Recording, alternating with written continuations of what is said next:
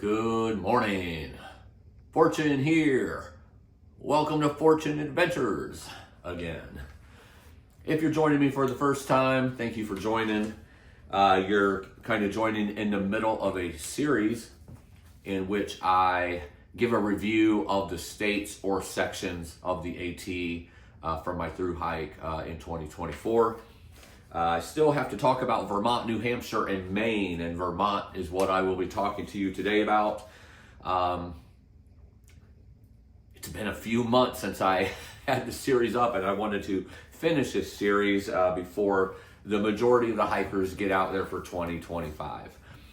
So Vermont, when you come out of Massachusetts, the beautiful ending of Massachusetts, the mountains are getting bigger and more prominent. And it's just gorgeous and beautiful on all aspects. You go up this big rocky kind of incline, which I remember well does not have a whole lot of white blazes on it, so you can get lost going up there, but you don't really get lost because you're just kind of getting to the top. There's one section you need to end up at, and when you start getting towards the top, you start seeing some posts or some white blazes on rocks. But they could definitely use some fresh paint there, and it might have been painted by now. That was obviously earlier in 2024. And then soon after that, you cross into Vermont. There's a big old sign there talking about the long trail. For the good portion of that, I believe it's the first 100 miles or so, maybe more than that, you are actually on the long trail. And then it splits. The AT goes off to the east. The long trail keeps continuing north. I'll get into that a little bit later on in this video though. So one thing about Vermont, it is a muddy state. A lot of bog boards, a lot of beaver ponds, a lot of sloshiness on the feet. Somehow I got lucky, and the majority of the time that I was there, I did not have to deal with a whole bunch of mud.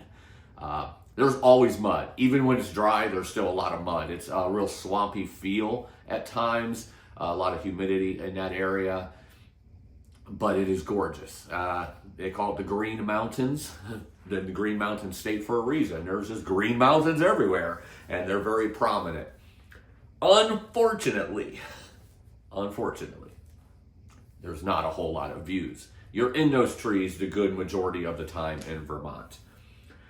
So when you're coming in, you cross over, and about 15 miles, you're going to come to Highway 9. That's what gets you down into Bennington. This was a bittersweet area for me because I was glad to be going into town to get some resupply. However, while I was there on the resupply is when I found out that I had Lyme. I had to get off the trail for a month, came back, took off again in Bennington. It was much hotter coming back than it was the month before when I was in Vermont.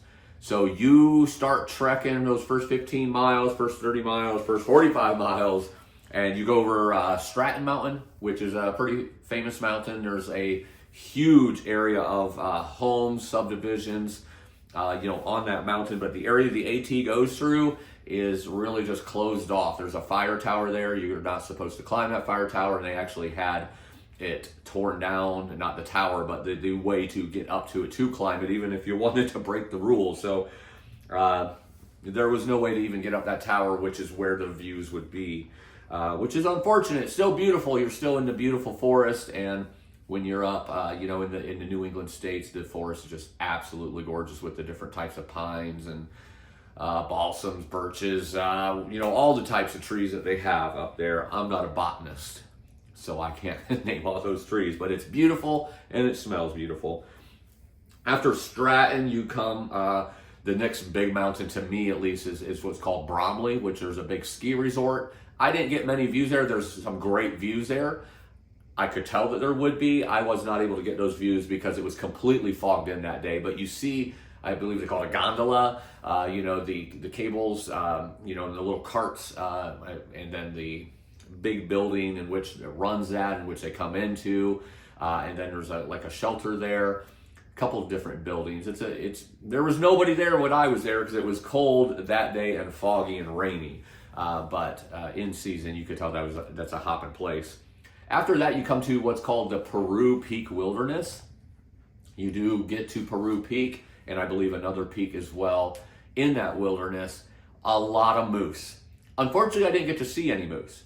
But I will say, out of all the areas of New England that I was in, there was more moose poo in this area than any other area. I mean, it's everywhere. You couldn't walk without stepping in it. All over the trail, on the sides of the trail. Unfortunately, I didn't get to see any moose while I was in that area. And then after that, you come to Baker Peak, which is really your first really good view. At least it was my good view that day. And so you're kind of walking up this way, let's say, and back here is the really good views. And then that's kind of your first scramble. You go up this, where it's jagged, diagonal slabs of rock, and you're doing a little tiny scramble up there. Just gives you a taste of what you're about ready to start getting into in New England. You then come into Clarendon Gorge, which is the really rocky suspension bridge. It's a deep drop off into a really rocky gorge. Absolutely gorgeous. This is your first way to get off to get into the town of Rutland, which is a great place to resupply. I don't know why Rutland just seems like it's a huge town, like, I don't know, 50 or 60,000 people, but I think it's only like 5,000 people. So I don't even know how it looks that big, but anything you need is right there. They have a hostel right downtown. If you stay there, you're right next to a Walmart and other restaurants as well. Really nice place. I was glad to go in there. I needed a new water filter and to resupply, and it was in the most convenient place. So then getting back to the trail, then you start hiking up to where Killington is. Killington is a 4,000 footer for the New England 4,000 footer challenge. It's a pretty nice climb. So here's the thing about that. If you like to climb and you really like to grind a little bit, that's a good one. Your first good one for a while, or that's happened in a while. You climb up to a point, you're not at the peak. And then if you want to go to the peak, it's 0.2 miles up a bunch of steep rocks. Your first little bouldering or scrambling. Once you get up there, you can see in every direction. Just absolutely stunning. The best view, as far as I'm concerned, on the AT in Vermont. Yeah, it's just absolutely gorgeous. So after that, you come down, you're like, oh, okay, things are getting better. Things are getting great. No, they're not. They're not getting great. Again, you have the beautiful forest. You have green everywhere. You have a lot of mud. You have a lot of bog boards. Some are broken, some are not. It wasn't that bad, and it gets worse, trust me. But Vermont up to this point has been kind of bittersweet because it's beautiful, but unfortunately most of the beauty seen was in the cars going into towns and whatnot than it was actually on the trail. Again, the trail is beautiful for the forest, but the mountain views, which I'm really into, obviously, those mountain views, not so much. Once you get past Killington, you have, I think it's 10 or 20 more miles to what's called the main junction, and that's where it splits. The Appalachian Trail starts going east, the long trail starts going north. So you've been on the long trail this whole time, except for side trails you may get on. Once you get onto that, you start heading east for about 45 more miles. It makes the Virginia roller coaster look like nothing. Now granted, take this with a grain of salt, because when I was there, it was 95 degrees and about 90% humidity. It was just steamy and rotten and horrible and disgusting and could hardly breathe. And if you've seen any of my other videos, if not, go back and check it out where you get more information on this. But I came back after getting over Lyme, but was not over Lyme. I was still suffering greatly and ended up getting off the trail again in New Hampshire for another month, seeing doctors and everything else, recuperating from Lyme. So that played a big part into the misery as well.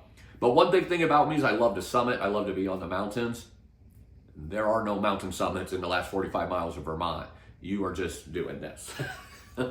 Up, down, up, down, with no reward. That's the hard part. No reward. It is beautiful though. Absolutely beautiful forest through that area. But I will tell you, once I got to about 20 or 30 miles, I was counting down the miles to get to Hanover, New Hampshire, and be able to walk in to a new state. So all in all, Vermont is a beautiful state, especially when it's not raining and muddy every single day. That I count as a blessing on my thru-hike this year. But in my opinion, and again, take this with a grain of salt because I did have a little bit of a misery fest going on, I still am a very positive person, but still take it with a grain of salt. Vermont is actually one of my least favorite states on the AT. Too much socked in, not enough reward for the work. I wouldn't call it a hard state. Definitely could do a lot of miles, especially when it's not super muddy. But I was very happy to walk into New Hampshire in Hanover and be able to say goodbye to Vermont. Beautiful state, especially looking back on it, especially from the roads. Just rolling big green mountains every which direction. The towns are beautiful. No big real cities, all that small town feel. Something you may not know, Vermont doesn't have any Walmarts, which means they're all about small community and not the big boxes, and I like that. Very community type of state. So, and I hope that is correct. I've heard that, I've looked it up, and it looked to be accurate. It's the only state, I think, that does not have a Walmart. Neither here or there. It's just one of those things that, well, that's pretty cool. Very small community type of state, even though there's a decent population for as small of a state as it is.